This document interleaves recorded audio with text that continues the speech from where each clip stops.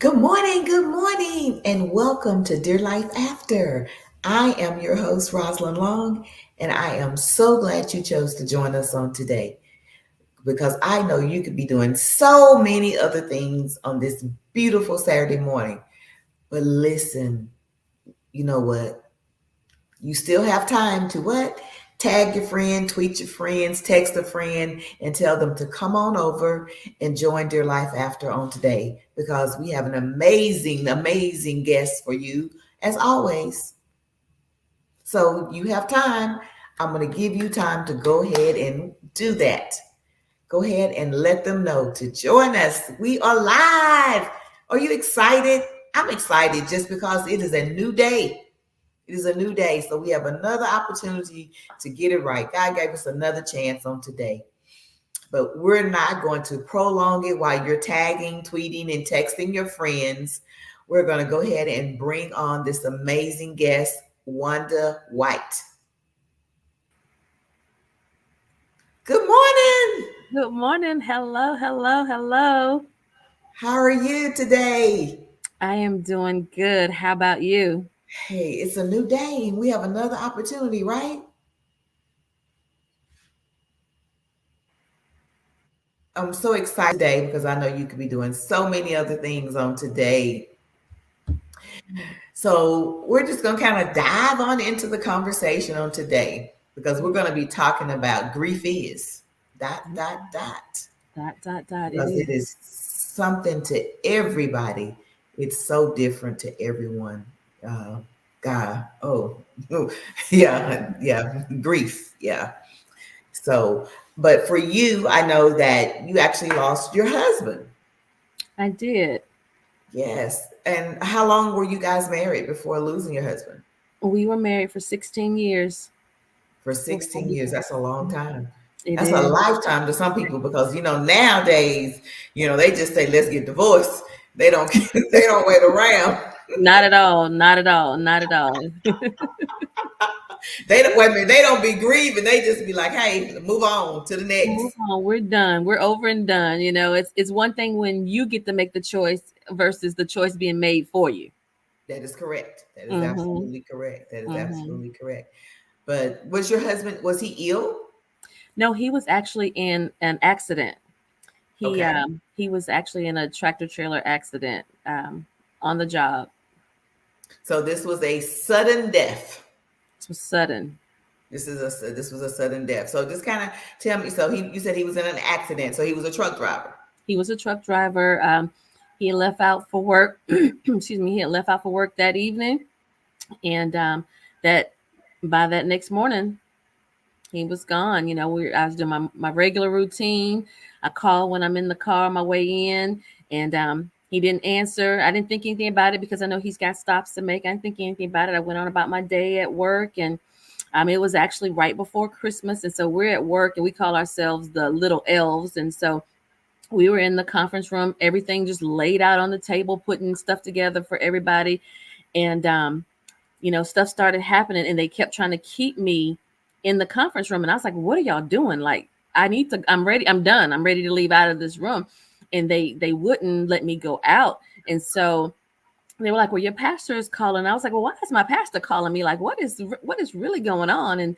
And so they were like, "No, he just wants you to wait right here until he gets here." And I was like, "My pastor is coming to my job. What is going on?" And I'm clueless. So I was like, "You know what? Let me just go to my office." Because I was, like I said, I was in the conference room, and my phone and everything was in my office. And I was like, let me just go to my office. Let me call my husband, see what's going on. And they were like, "No, you can't go to your office." And I was like, "What office? What? Y'all are starting to scare me. Like, what?" And so they took me from the conference room to one of my other coworkers, her office, and Mm-hmm. they held me in there. And I was like, "What is going on?" Like, y'all, first of all, y'all are starting to get on my nerves. on because I To get on your nerve first. and you starting to concern me a little bit. So he when my pastor got there, they brought him into the office that I was in. And he had this look on his face like he didn't, he was upset. Like, and I was like, what is happening? Like, I need to call my husband. I need to call him. And he was like, no, you can't. And so he literally told me standing there in her office that he had been in a truck accident and that he was deceased. And Wow. I think everything after that, I went back to my office. I got my stuff.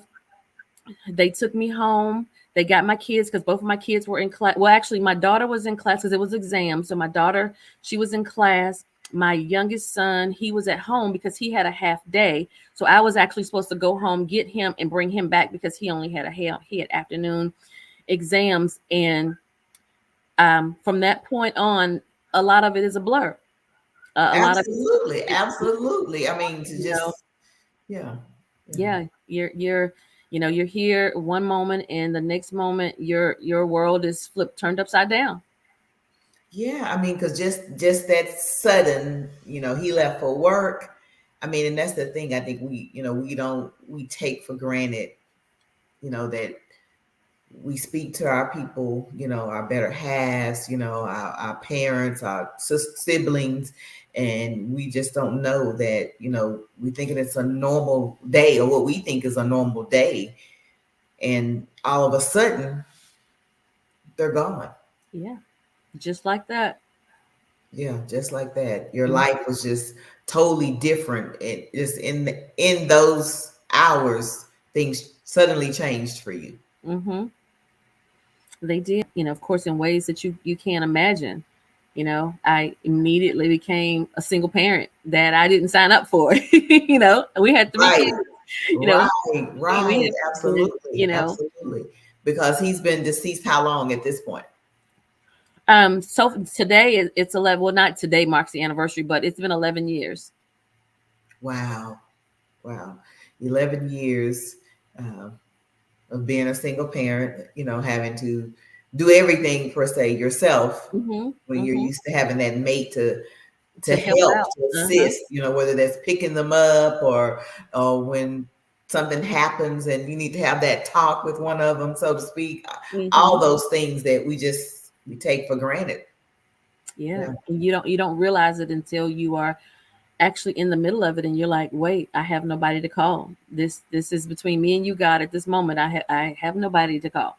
Like, and that's literally what happened. I mean, of course, I have my family and my support system, don't get me wrong, but like that intimate in the house with you, really know firsthand, see it all, be a part of it all, be involved in it all. Yeah, that's stripped away really fast.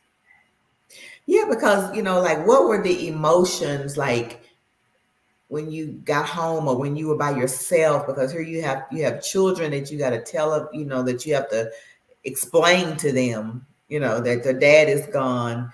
And then so when everybody goes to bed, so to speak, and obviously, like you say, you have your support system. Obviously, you guys had a church home because here your pastor came, uh, to be the one to break the news, so to speak. But what were your thoughts? What were the emotions?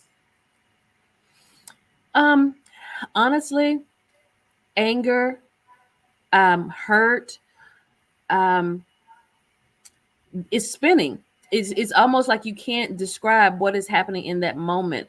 Um, I went into a shell. Like I said, I don't remember a lot. I had a lot of good people that were around me taking care of me. I remember, people coming in and out. I don't remember who came in and out. I remember bits and pieces of it. But the one thing that I can say is that first night was the only night I didn't sleep. We were up all night. We were talking. I talked to my kids. I talked to my nieces, and I was like, "Do y'all know Jesus? Like, I need to know that y'all know Jesus in this moment. I need y'all to know that y'all know Jesus because it could be any one of us at any time."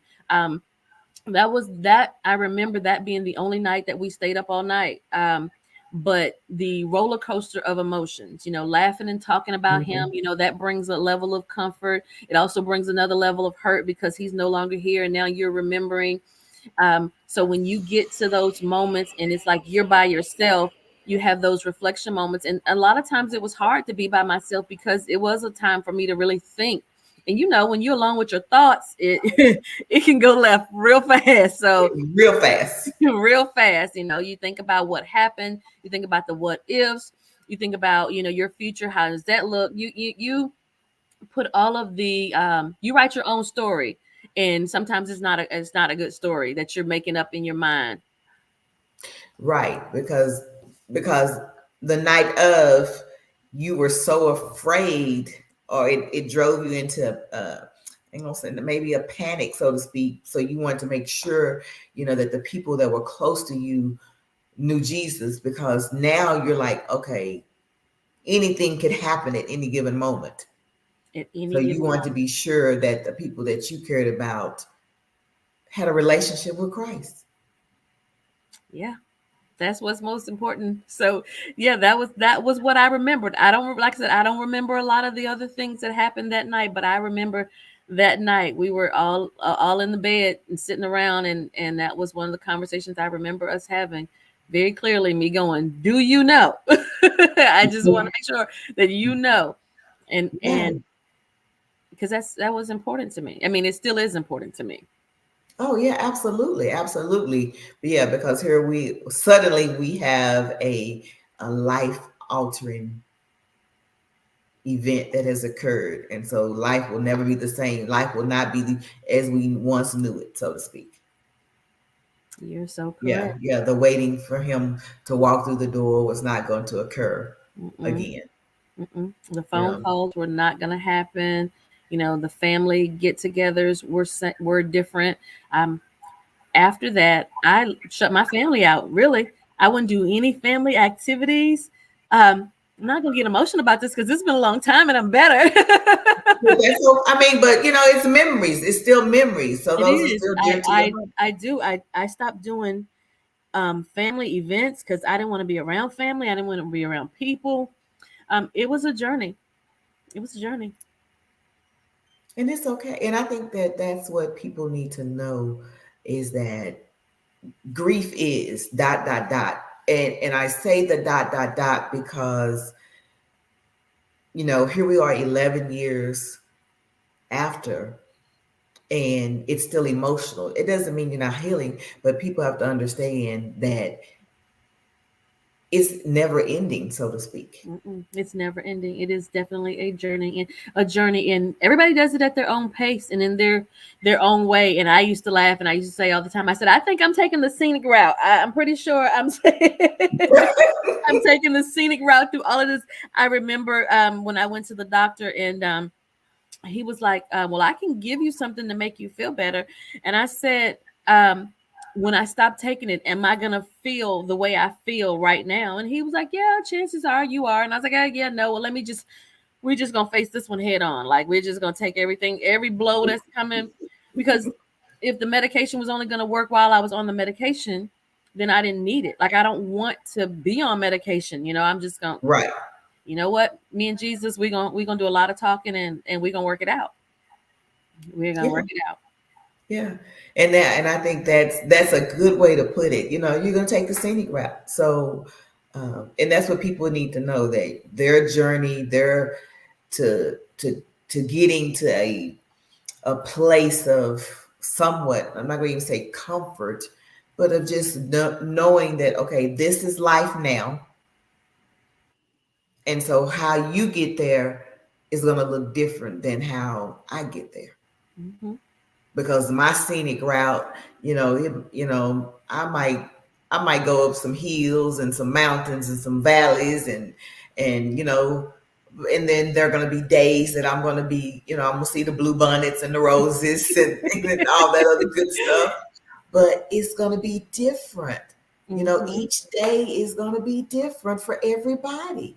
It is. Um, and I think that's what we have to understand, is that ours is so different. And it's okay. It is okay. It is. Uh, It is okay. yeah, that everybody's journey, everybody's grief is going to be different. You Yeah. know, and We all. having, I'm you sorry. know, Go ahead. for you having to navigate, with the, with the children, I mean, do you stay in the same home?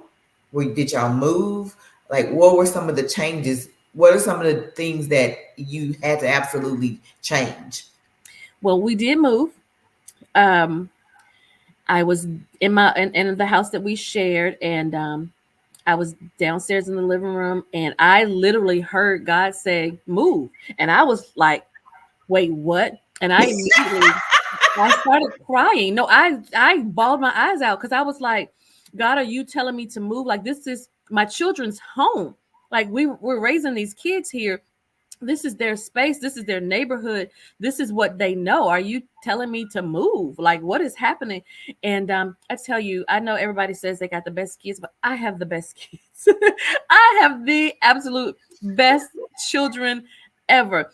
I told them, I said, I think we need to move. And they said, Mama, whatever you need to do, we're good. Whatever you need to do. And I was like, oh, okay.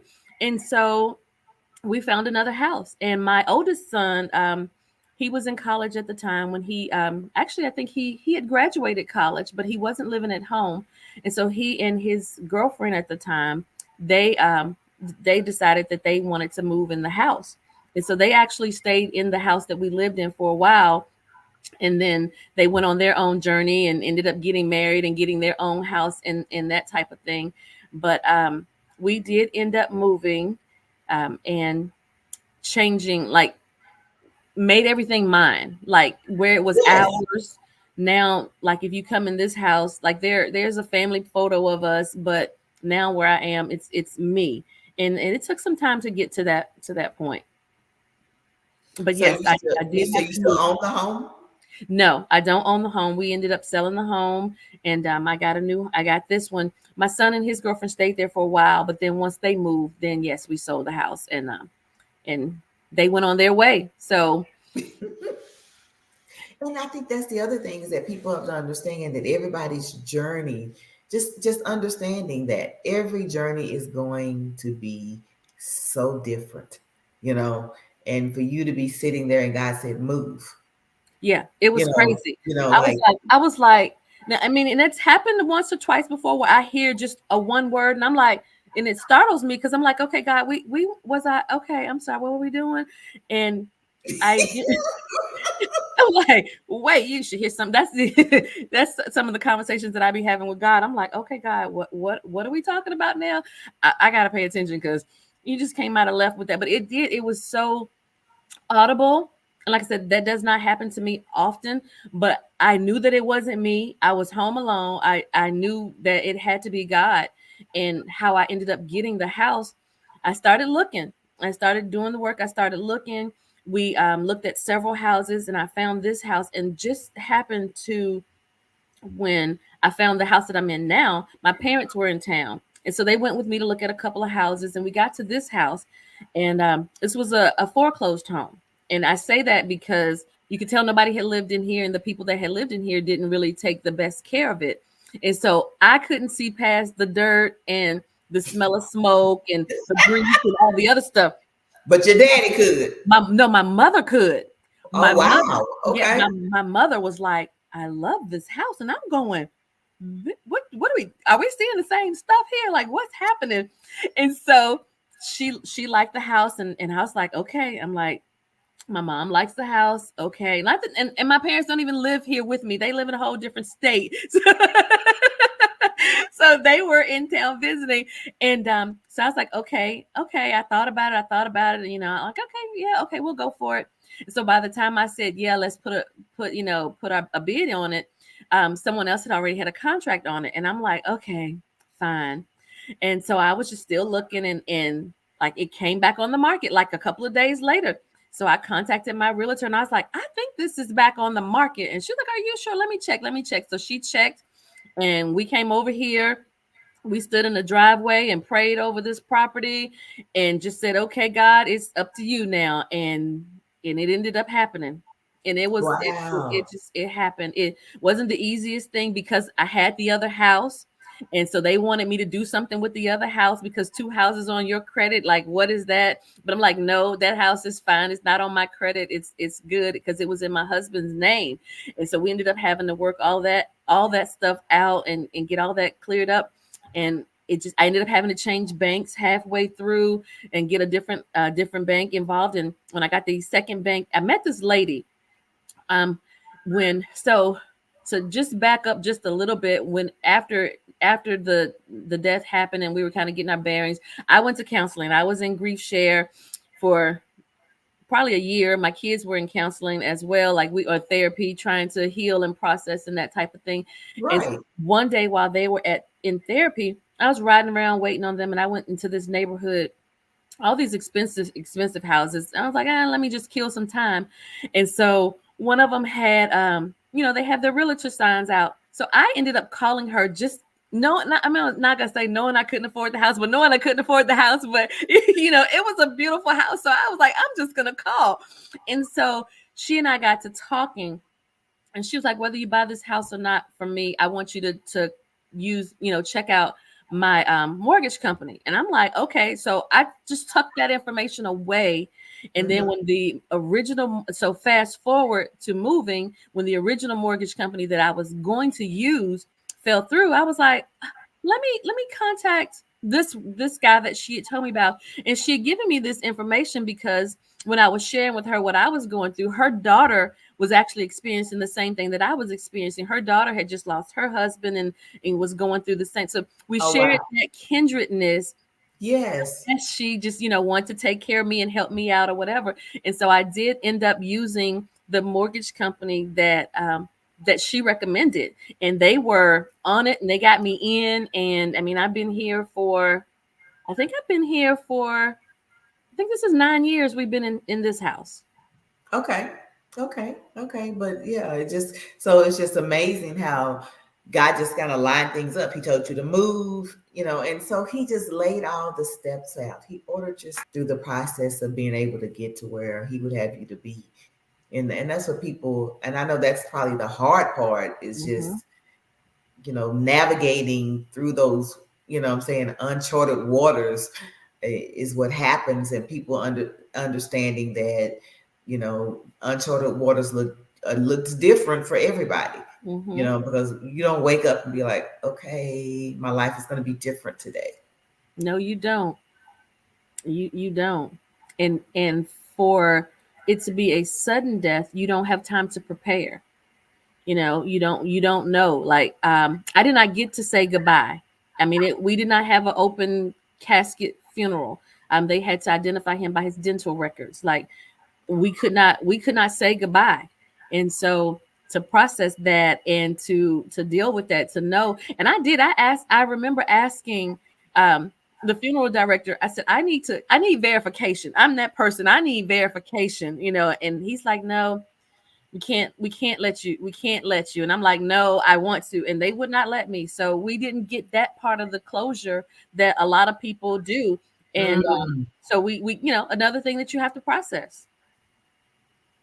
Right, because at what point, when they say, well, oh, we can't let you, and you're saying, okay, well, I need to, regardless of what state he's in, I need to be able to lay my eyes on that, So then, like you said, so now you got to process, okay, well, I can't even do that. So even if, so obviously they didn't explain to you, well, okay, this is why. They're just saying, no, they did. No, they explained. They explained to me why I couldn't see him, because they said that he was burned from the accident, and you really could not see that it was him, and they did not want that to be my last memory of him. So they didn't want me to see him because they wanted me to remember him how I always saw him. Okay. I mean, and it was a good reason. I mean, I hear them. I understand that it was a good reason for them and their job and what they have to do, but it wasn't necessarily a good reason for me in that moment, because I wanted to see for myself, because it's one of those things when you don't know. It's like, you know what? I need to make sure y'all are telling me the truth, because surely this couldn't have happened to me or my family or my husband or whatever. I need to verify for myself. I hear you, but I need to see for me to make sure. And that did not happen. Yeah. So how were you able to get, find peace in not being able to see him? Like, getting that closure. Well, that's a good question. Um, I don't know how I got the closure.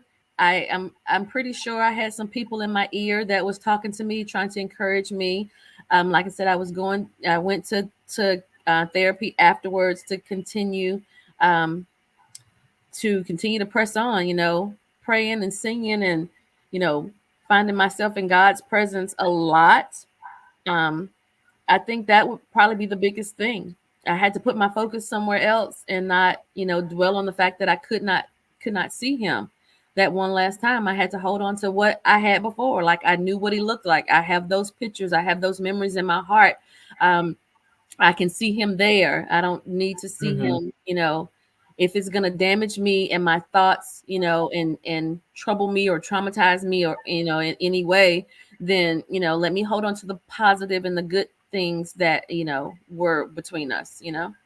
Right, because not just you being able to, how hard was that to be able to explain to your kids, like, okay, well, you're not gonna be able to see him. Honestly, I don't think it was me that had that conversation with them. When I say I was in a shell, it was like an out of body experience.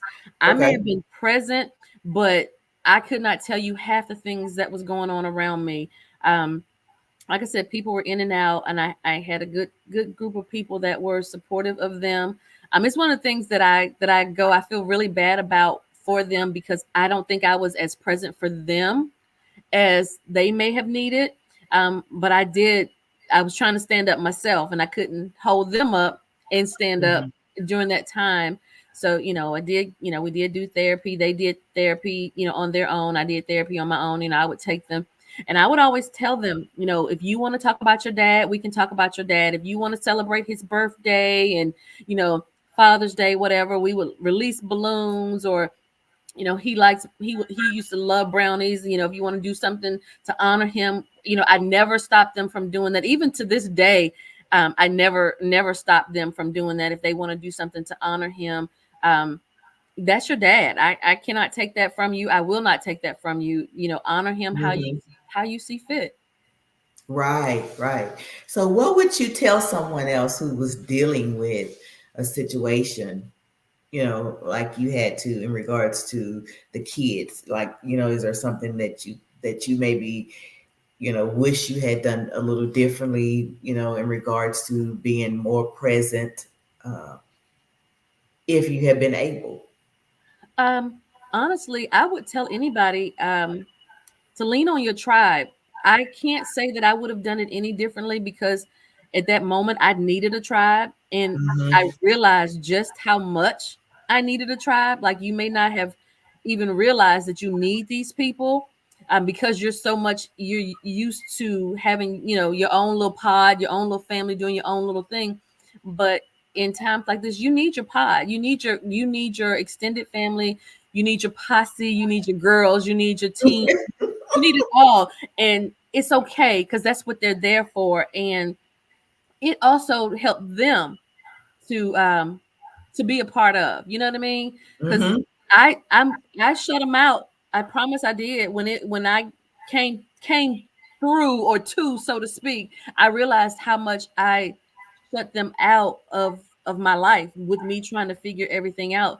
So lean on your tribe and allow them to be that support system as much as possible. Love your kids, embrace your kids, and allow your kids to have that safe space even though you're hurting. Like I said, even though I was in what I was in, I never told my kids you can't talk to me about this or I can't deal with this or go away or anything like that. Always, let your kids find a safe space in you. You're all they have left. If it's a spouse, Right. you're it. So they need a safe space in you. And that's one thing that I did do with my kids. Somehow they have a safe space with me, and we're so close. That's why I say I have the best kids. I have the best kids ever because they're grown. They're grown now. My youngest is 25. I have a 25, a 26, and a 34, and we're just still super close. It did not divide us. And grief sometimes will do that to people, but it Mhm. did not divide us in our family. And I'm so thankful for that.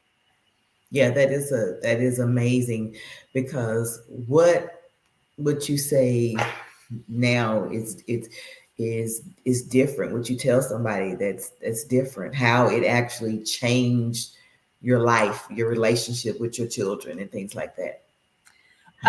It changed me because I got to really see who I was. One major incident that changed my life, and I say this all the time. I had gotten a new car, and my daughter was in the back seat, and it had a button on the back seat that the seat kind of reclined just a little bit, or I don't know how much it reclined because she was back there, and she was pushing the button, and I told her, I said, stop pushing that button. If your dad was here, he would not want you to push that button because he was the one you got in his car. You can't touch anything because he's the driver. The driver has to be comfortable, and you can't touch anything, right? And me, Yeah. I'm the one, push the button. I need to see what this button is gonna do. I need to see, turn this on and roll this and do all this stuff. And he was the one that he was like, don't mess with the stuff, leave the stuff alone. So she was back there pushing the button, and I was like, leave that alone. Your dad would not want you to mess with that. And she asked me so profoundly, what do you want? And it struck me to my core Mm. of what I want. Wow. And I'm like, wait, you're right. Push the button. I want you to push it. I want to see what Push happens. the Push button. the button. I want to see what happens when you push the button. And from that moment on, I kept that in the back of my mind. What do you want? So as a wife, as a Mm. mother, as a caretaker, as a family person, you always put the other people first. And I'm not saying don't do that. I'm not saying don't do that at all, because you do. That's just a part of being a mom, a part of being a wife, is you're a nurturer. You always take care of people, but you go neglected a lot of times. Mhm. And it really took me to a time of self-discovery of, what do I like? Am I doing this because my husband liked this, or am I doing this because it's something that I really wanted to do, something that I really like doing, something that I really enjoy? So it took me on that discovery of finding out who I was. So when you find yourself, if you ever find yourself in that situation, sit with it and see what it is that you really want to do to move forward. I mean, you're gonna have people telling you to do this, to do that, to move this way. You should, but you really got to drown that out and really sit with yourself and say, what? I do want you to push the button. I do want to know what is going to happen when we do this. That's what I want to know personally. You know, you know, Push the button. push the button. Let's see. It's one of those moments when you can look up and really, see who you truly are at your core. And what I would like to do now going forward is be that person with somebody else. You know what I mean? Like, I don't want to Right. change to be with another person, or, I want to always take Wanda to the table. Now that I know who she is, I always want her to come to the table. And if she wants to push the button. So, Yes. and I That think that happens a lot. yes. I've, That pivoting moment. I said it's that very true. pivoting moment in your life where it was just Mhm, like, wow, okay, you're right. What do I want? mhm, Um, and I think that for other people, realizing that moment in their life, like, okay, what do I want? What mhm, am I going to do? How am I going to move past what's my dot, mhm. That is it. with my grief. And I know your grief obviously was, with the loss of your husband. And I think that people have to understand that, we grieve in so many different ways, and not just necessarily because we've lost a spouse. We grieve in other types of relationships. We grieve because we've had to move on from friends and Mhm, family, things in mhm. our life, and it's still grief. It is. You It's still have still to grief. process a loss. You still have to process a loss. You still have to process. how to live without, how to move forward. You know, what, and then you really realize what space that person had in your life, what they really meant to you, and now you got to process that. Yes, that's it. And I think that people have to understand that, is you have to process the loss. So whether that's, your spouse, whether that's a friend, whether that's a family member, we still have to be able to process that and move on in our lives, We do. Yeah, Yeah. because let me tell you one thing about grief. Grief will not be silenced. You may think you got it under control. It will not be silenced. I'm here to tell you, it's gonna come out one way or the other. It may not be through tears, but it could be in your actions. It could be in your behavior. Can become in the way what you say. It could be in how you start treating people. You know how you start treating yourself. It could be in your view on life. It comes out in so many ways. So it will not be silenced. It will not be. You have to process that and understand what happened. And though you Mm-hmm. may not agree with it, it may be hard to do, Mm-hmm. but when you realize, you'll start to recognize, oh wait, I'm seeing this from a place of grief and hurt. This is not, Rosalind didn't do anything to me. I'm seeing this because I'm hurt. I'm putting my hurt on Rosalind. You know what I mean? And so you Mm-hmm. got to be able to deal with that and recognize that, because it's not going to be silenced, and it can damage further relationships. Yes. Yes. And that's the thing. That's it right there. Because I think so often, we put people and things that people are going through in a box. So we have our little perspective of how things are supposed to go or how we think they should go. So we place them in this little box. And so when it doesn't fit in that box and it's something outside of that, then here we have an issue. Mm-hmm. But your journey might not be in this box. And how you're feeling on today because of grief, whether it's 10 years afterwards, 15 years afterwards, doesn't mean it's going to fit in this box. You're so right. Because everybody processes things differently. Mm-hmm. So there may be something that, even though you've been in counseling and you've healed, so to speak, but something might trigger you on that particular day. Mm-hmm. And so now you have a reaction that wasn't expected, but it came because, as you said, because grief will not be silenced. It will not be silenced. So something triggered you, whether good, bad, indifferent, Mm-hmm. and so now you have some emotions that you have to display or work through, and people are looking at you like, well, he died 10 years ago. Mm-hmm. That's As it. if that's supposed to mean, well, oh, okay, you can't still have emotions behind losing him. Mm-hmm. Yeah, it's amazing, because it is one of those things where when you don't, when it doesn't affect you, you tend to lessen how it affects others. And you want Say that again for the people in the back.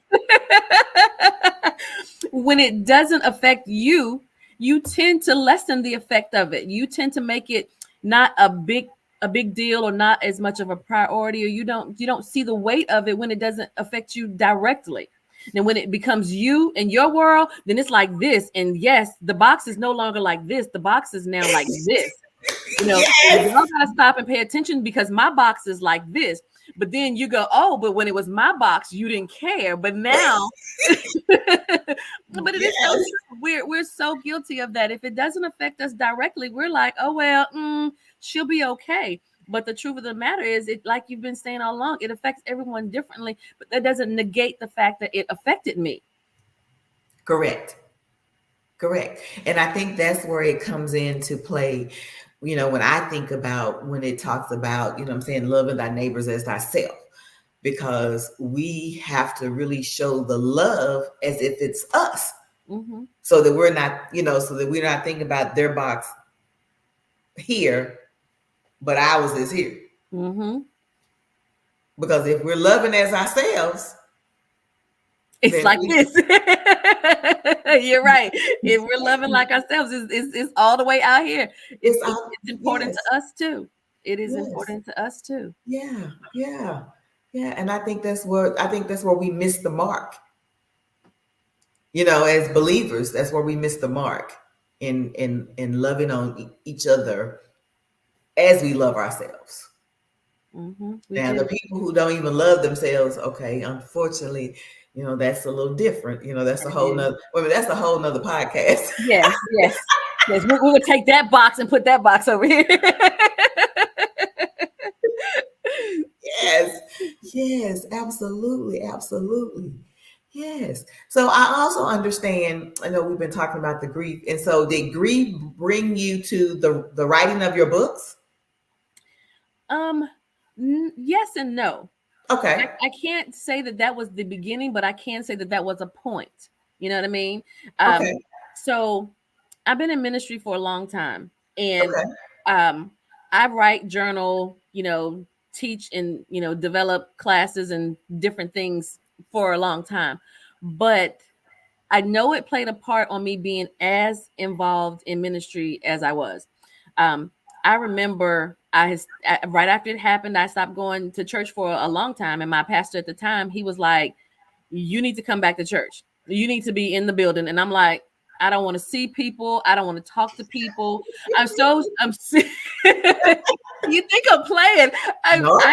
I am the opposite of the person that wants the attention and wants the people to be around and all the stuff. I appreciate my tribe because they know she's fine. We're gonna bother her anyway, and we're gonna make sure she's okay because she's just gonna go into her hole. And he had me come in, like he was like, come in, this way, and we're gonna let you go out this way. So I didn't have to see people. I came in through his door in his office to get inside the sanctuary. I would leave back out, so I did not have to see people for a while. Like seriously, I had shut down. I was like, okay, I'm only going Okay. through You this. came in the celebrity door and went out. I can't deal with people. I could not. If you're gonna make me deal with these people, I can't go. I cannot go. I cannot be a part of this. I cannot. And slowly I did get back into it. I did get back into ministry, serving again, getting the writing just kind of happened. Right before COVID started, I had started doing some little posts just trying to encourage people. And then when COVID hit, that's when I guess I really amped up with the writing. And throughout time, I would just wake up, scriptures on my heart, God giving me revelation. And I'm like, okay, I got to write this down. I got to write this down. I got to capture it. And Okay. lo and behold, I was like, okay. So one of the things that I always wanted was for my 40th birthday. I wanted a big 40th birthday party, right? I wanted this Okay. whole huge celebration. And I used to tell my husband leading up to it, I want a celebration, I want a big party, all of the things. And he was just say, I'll give you one at your 50th. I'll give you one at your 50th. And he didn't make it to my 50th. Just put that pin there, so if you want to do something, don't wait. He was like, I'll give you one for your 50th. And I'm like, I gotta wait, till I'm 50. Well, like I said, he didn't make it until my 50th. But what happened was I'm coming up on 50. And for me, 50 is like this huge, milestone in Right. my life, and I'm like, oh my goodness, what am I gonna do? What am I gonna do? And I thought about doing the devotional, and that's just kind of how it started. It started off as a legacy for my kids, something I wanted to do for me for my birthday, something I Hmm. wanted to do to encourage others that no matter what you are going through, okay, God, I see you moving. I see your hand in it all, and that's kind of how it happened. Okay, and then I'm like, okay, I did what? I wrote a devotional. Did I like I'm so you'll be like, this girl over here is so serious about being crazy. I mean, she is so serious because I wrote it and went through all of the things to get it published, had it in my hands, did not tell a soul. did not say a word about it. It's like, okay, I did it. I'm done. Yes, Oh wow. I was in a shell. I was behind the veil, the screen, the whatever. I was in the box for a very long time with me. I didn't want people to see me. I didn't want people, because one of the things that you have to not have to understand, but from my perspective of dealing with grief, when someone says, "How are you?" It's a loaded question. That's not a question that you can easily say, "I'm fine, I'm okay." That's a loaded question when you're dealing. Yes. And I didn't want people to be like, "How you doing? How you dealing? How you handle?" I just did not want that at all, because it makes you cry all over again, because you start thinking, "How am I? What is Yes. happening? How am I doing?" And I Yes. I did not want that. So I stayed hidden for a very, very long time. I did. I stayed hidden for a very long time. And that's ironic that you say that because um, I had another guest and she had lost her son. And so we were talking about the grief and we were talking about how she was explaining how people would say, well, oh, he's in a better place. And she's like, he ain't in a better place to me. She's like, stop saying that. I want people to stop saying that to me. Um, and I think that that's where we have to get, is that those are not the things to say. I mean, just give a hug when you're not knowing what to say. You know, don't say anything. Hmm. You Be know, that, be or that just listening say I'm ear. praying for you Mhm. versus, like you say, that's a loaded question to say how are you doing? Because do you really want to know how I'm doing? Right, right. Do you really want to know? Do Yeah. you really want to? Do you really want to know? And so I think that is very, very important for people to understand and see the different perspectives from people. When they're grieving the things that are so commonly done. Hmm. You know. And now, I find myself, when I encounter someone who's lost somebody, I hate to ask, "How are you doing?" Like, wait, how you think I'm doing? I just lost my loved one. Like, I'm not doing well. I'm not. You know what I mean? Like, I'm not doing Yes. good. Like, that is the answer. I'm not doing good. Okay. I'm just not. Okay. I got a lot going on and stuff just happened. I can't tell you, I'm good. No. So Mhm. I'm always mindful now whenever I, encounter somebody. Like, that's the one question that I don't want to ask. Like, I don't want to be insensitive, because I know that's the norm thing that everybody does. But I hate that when people would say that. And I'm like, no, I'm not okay. Stop asking me. But then I don't want to get into the whole story of why I'm not okay. So you push through and you just say, whatever, I'm okay. So we can just move on to the next thing. But it makes you more sensitive to people, because Mhm. you understand that, and you Mhm. understand which words, trigger, which words, you shouldn't say. Like you say, that hug means a lot. That sitting in silence means a lot. Just being there ready to listen, being there ready to pick up the pieces when that person crumbles. The small things, seemingly small things, mean a lot. I remember somebody bought over toilet paper and paper towels, and I promise you, I don't even know who brought it over. I don't know. I think the church brought it over. I think the church brought it, and Oh, it was the best thing. I mean, because I didn't have to worry about it. You know what I mean? yes, You're in yes. that process. It's the little things that people can take off your plate, so you don't have to worry about. I don't know how my kids ate. I honestly don't know how my children ate. I don't know what they ate. I don't know who fed my children. I don't. It meant a lot to have people step up and do stuff, and not always just want to just, "Oh, I'm so sorry. Oh, he's in a better place. God knows." All of that stuff. And I get it. God does know, and I get it. But in the moment, let me tell you who was mad at Yes. God. I was upset with God. Like, I was like, wait, Now, see that part, you and I know, think that's what people like is people really can appreciate the transparency in regards to saying that okay, you was upset with God, and that's okay. You know yeah. what I mean? Even That's when really I okay. realized what was happening, when I came through, I was like, you know what? I'm mad. Like, God, but you know what? Let me say that on the other side of that, about being mad. God ain't afraid of that. That's what we get scared of. But I took my anger to him. I took my Yes, feelings to yes, him. Like whatever I was crying out to him.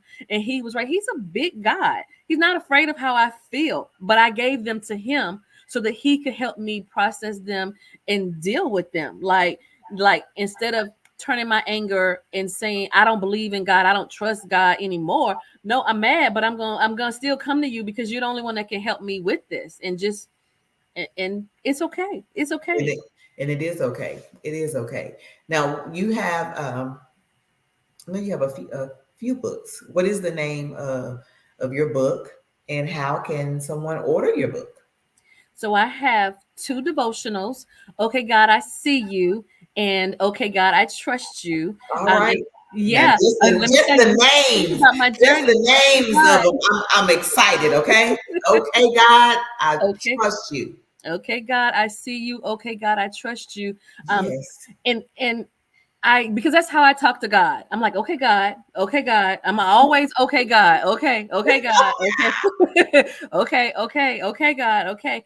And they're both 31-day devotionals. And okay, God, I trust you. That was just released this past Tuesday on April the 9th. That just was released. Yes. I'm so Amazing. excited about that one. And the Well Hello Gorgeous journal, that is just a journal that you can process some of your feelings. It's got some questions in there to get you writing.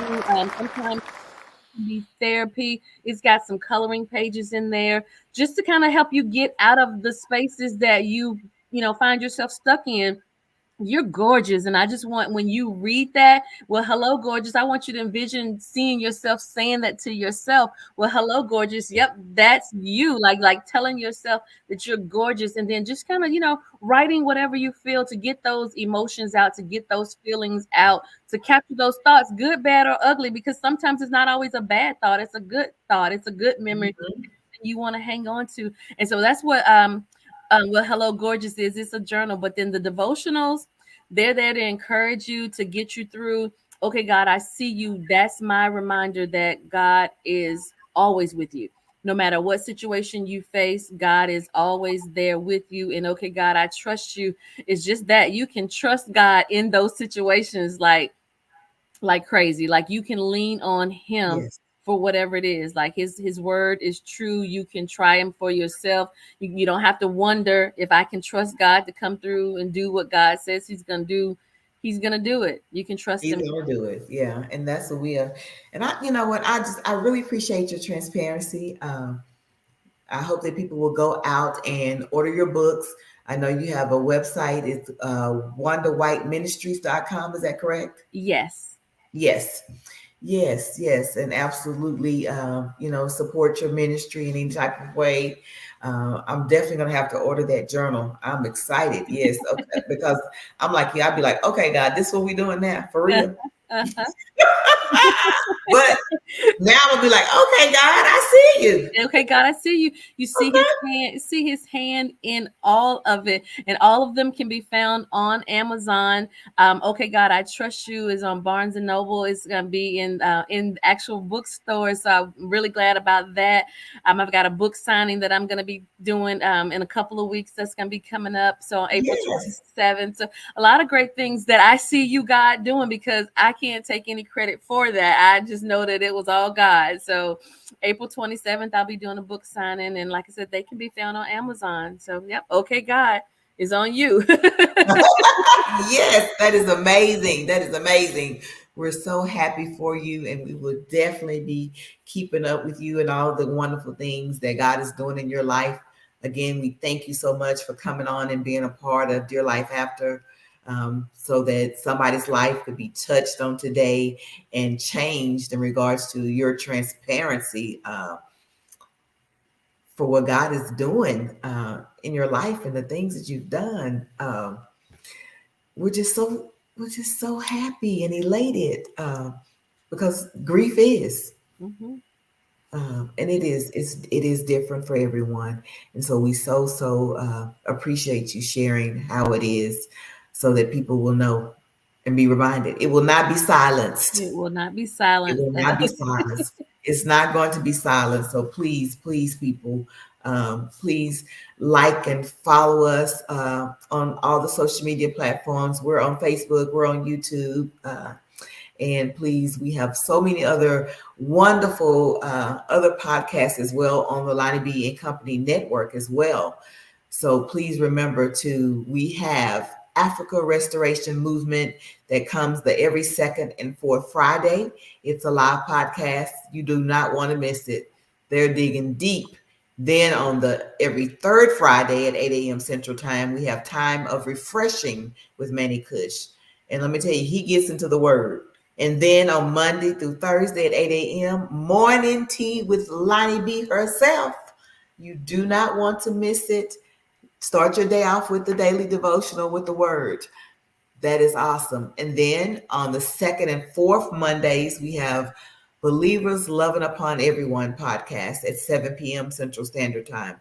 This is an amazing podcast. And then on Sundays, we have my friend Motivation Moments with Gregory Bloomfield on Sundays at 7 p.m. Central Standard Time. He has amazing guests and he's an amazing guy as well. So you don't want to miss that, because even he comes back on Thursday nights and he gives you the Motivation Moments multivitamin at 7 p.m.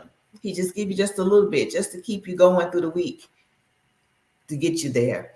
So those are some of the wonderful things that we have going on the Lonnie B and Company Network. And I have to give a shout out.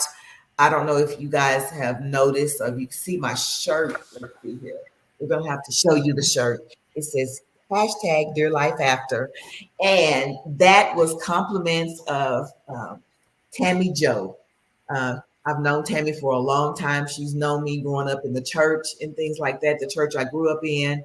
And she decided, just as a nice gesture from her heart, to make this shirt for me. And I just want to shout out for her. She does t-shirts, and tell her thank you so much. And I wanted her to know that I was going to wear it. So I'm going to wear it on today. Everywhere I go today, they're going to be asking me, what is that? Because we all have a dear life after. Yours might not be grief, but you might be dealing with something else that you've come through in life. You might have prison, divorce, sexual molestation. There is an after. So we want to thank you. And if you know someone who wants to be a guest, please have them to contact us at dearlifeafter@gmail.com. If you want to support this ministry, you can send us via Cash App or Zelle. Again, we thank you for your time, because you could have done something else on today outside of spending the time with us. But we do appreciate you so, so much. And we love you, and we thank you for all of your support. And we will see you here on next Saturday. Bye for now. Bye. Thank you. Make it a great day on purpose.